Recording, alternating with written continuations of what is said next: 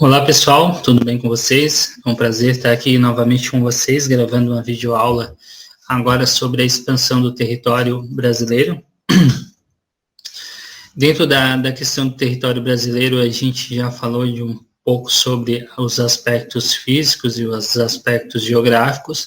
Agora, nessa segunda parte, a gente fala sobre a expansão do território de uma forma mais sucinta, claro, dentro da geografia, mas uma parte mais histórica, como que foi formado as regiões, quais os fatores que influenciaram nessa formação.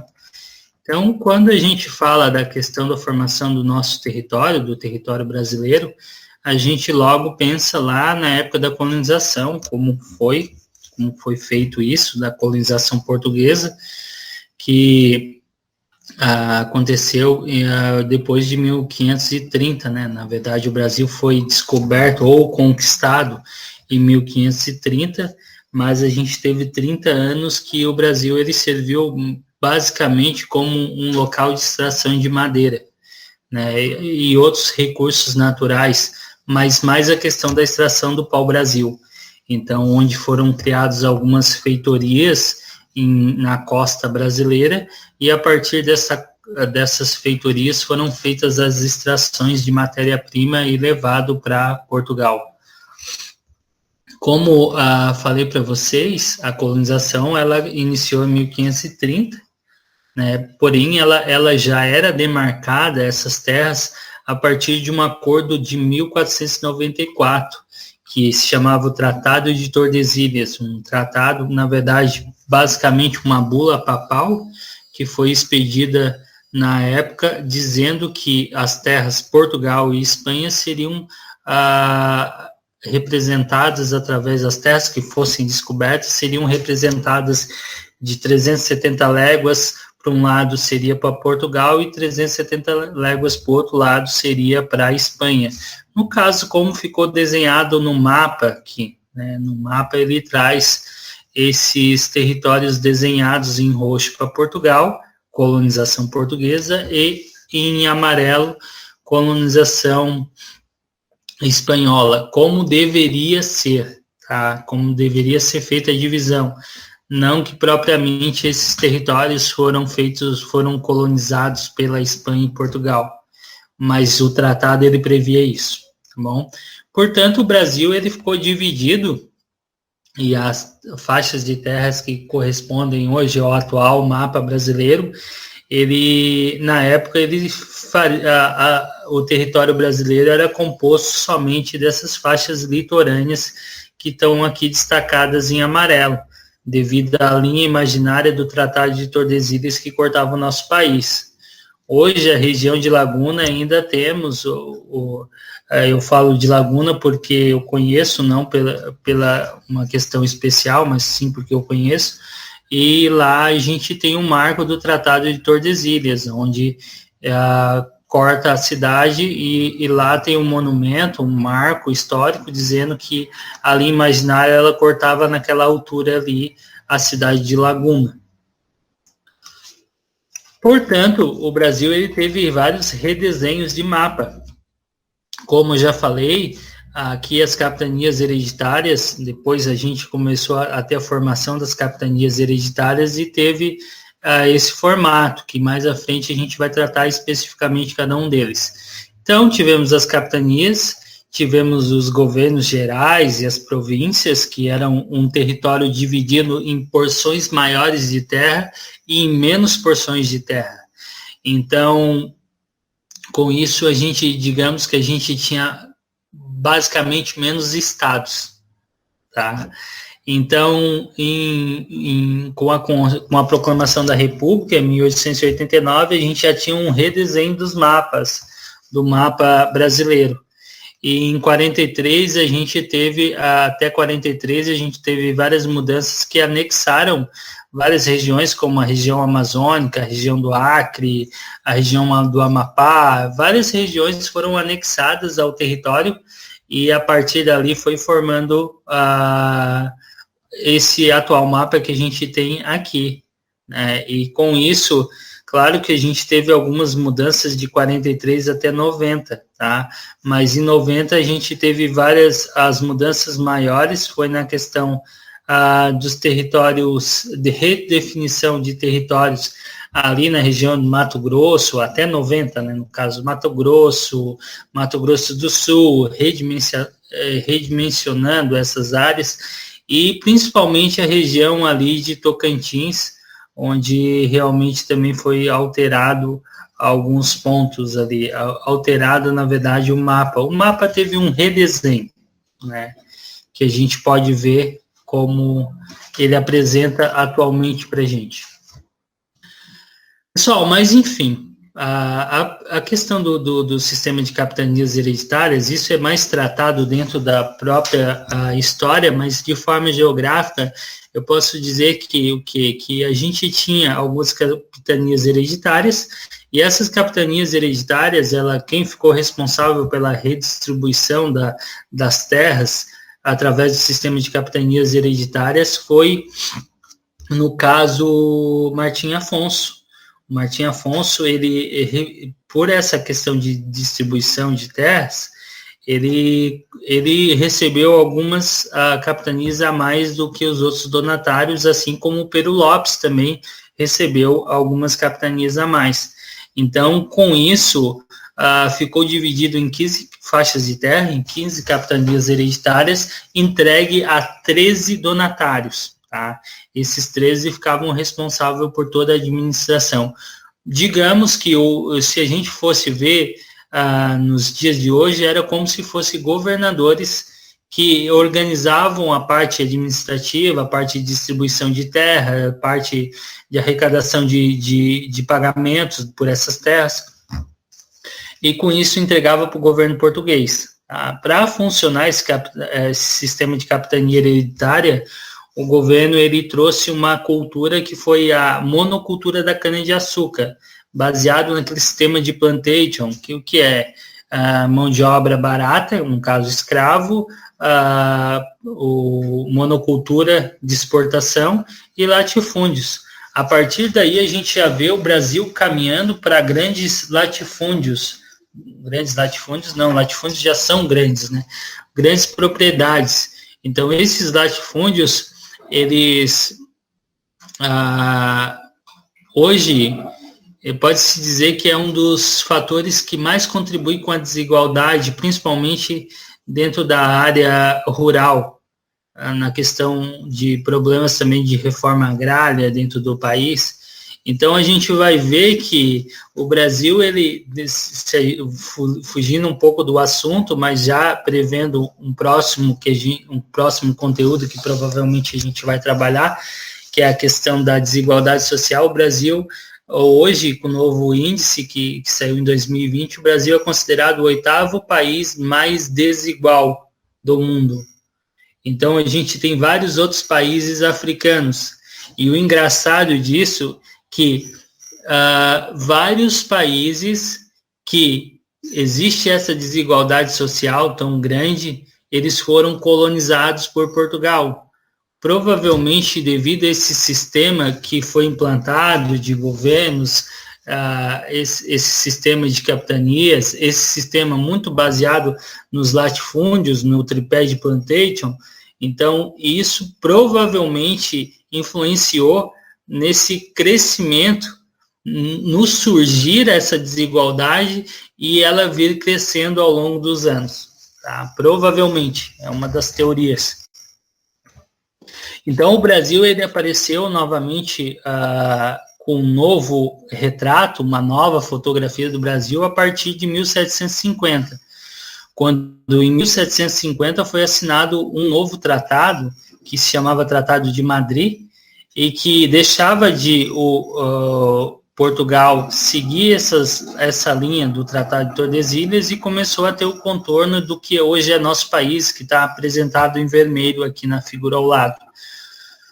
O que fez que Portugal questionasse tanto essas terras, porque Portugal queria que estendesse, primeiro pela porção de terra, que eles queriam ter uma porção maior dentro do continente americano, E o segundo ponto, e talvez o mais importante, é a questão do ouro.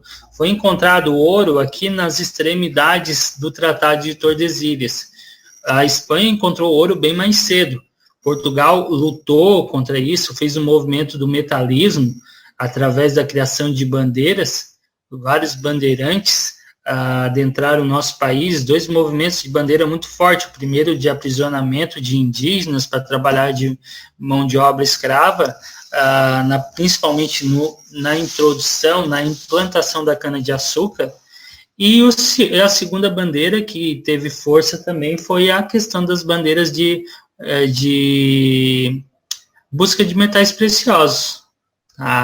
Essa busca por metais preciosos, ela aumentou principalmente quando a Espanha começou a ficar muito rica com aquelas civilizações pré-colombianas, aquelas civilizações lá em cima, incas, astecas, maias, começaram a encontrar muito ouro nessa região. Então, com isso, cresceu o ouro também para Portugal. Portugal queria, a todo custo, encontrar esses metais preciosos. E encontrou. No início do século XVIII, encontrou o ouro, finalzinho de 17, início do 18, começou a aparecer o ouro da região, principalmente de Goiás e Minas Gerais. Tá? Primeiro, na região das Minas Gerais. Então, com isso, fez com que Portugal crescesse o olho ainda mais por essas terras além do Tratado de Tordesilhas. Então, foi firmado um novo Tratado de Madrid, que ele estabelecia uma nova delimitação do território brasileiro, no caso do território que era colônia de Portugal. Então, com isso, na época, quem era que organizava toda a questão administrativa, econômica, social, e judicial e até mesmo política, na época, era a figura do Marquês de Pombal. Então, o Marquês de Pombal, ele, através de suas políticas, ele fez com que o Brasil ele tomasse um novo direcionamento. Então, por fim, a gente tem aqui um mapa que ele apresenta as últimas modificações que aconteceram. Ele traz aqui em marrom as aquisições por acordos bilaterais, ou bilateral, e as aquisições por arbitramento. O que aconteceu? A gente teve em vermelho algumas aquisições que foram conversados e chegaram num consenso que seria mais viável, ou de forma até mesmo em juízo, ou até mesmo por intervenção de outras figuras, mas que seria mais viável essas terras pertencerem àquele país ou àquele estado do que a outro. Tá? Então, por isso que, como foi o caso da região do Contestado, aqui em Santa Catarina, em 1895, como foi a região do Amapá, parte da região de Roraima.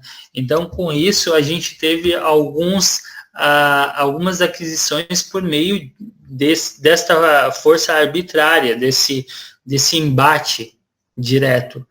Então, dentro disso também a gente teve aqui, que é relatado através da cor marrom, os acordos bilaterais. Esses acordos bilaterais quase sempre envolvia a questão de dinheiro.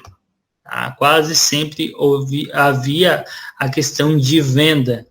Tá? Então, como foi o caso do Acre? O Acre foi comprado na época e com isso foi pago por essas terras. Quem fez a intermediação, havia um conflito muito forte dentro daquela região, entre os povos ali que viviam ali naqueles limites. Então, quando o Brasil decidiu comprar parte do Acre, realmente quem fez a intervenção foi o Barão do Rio Branco. Por isso que a capital do Acre, ela recebe esse nome de Rio Branco. Né? Então, com isso a gente tem uma redimensão do nosso mapa. E com isso a gente tem a criação também do estado do Tocantins também, que aparece aqui em cima. Então essa é basicamente a redimensão dos mapas, mas também quando a gente, apesar dessa redimensão do mapa, a gente viu que teve áreas como a região norte, que ela tinha uma pouca, e ainda existe uma pouca colonização, uma baixa colonização naquela região, então a densidade demográfica é muito baixa ali, poucas pessoas por quilômetro quadrado, e com isso, na época de Getúlio Vargas, ele iniciou a chamada Marcha para o Oeste, primeiro com um movimento através do reconhecimento das áreas pelos irmãos Vilas Boas, onde principalmente eles adentraram grande parte da região norte e entre a divisa centro-oeste, nordeste, mas principalmente adentrando a região norte, e com isso eles descobriram muitas regiões habitadas ainda por tribos indígenas que não tiveram nenhum contato com o ser humano, com o branco ainda, tá? Um ser humano branco, né? No caso, descendente de europeu, né? Que se a gente for ver, essa denominação de branco, ela é, de certa forma, até errônea, né? Mas com os descendentes de europeus, né? Que, no caso, os nascidos aqui, ou até mesmo vindo da Europa e que residiram aqui, mas que não tinham ligação indígena. Então, com isso, a gente vê que inicia um movimento de adentrar a região, principalmente a região norte. O Brasil, não contente com isso, mais tarde ele criou, principalmente aqui para incentivar a colonização da região norte, a zona de livre comércio da região amazônica, que é a Zona Franca de Manaus. Né? Com isso, eles queriam com que as empresas começassem a se instalar lá. Para isso, eles subsidiaram, deram vários benefícios para as empresas instalarem-se nessa região. Então, com isso, criou-se uma zona, que era a Zona Franca de Manaus, onde eles baixavam alguns impostos, tinham vários fatores que influenciavam a implantação dessas indústrias naquela região, naquele determinado ponto.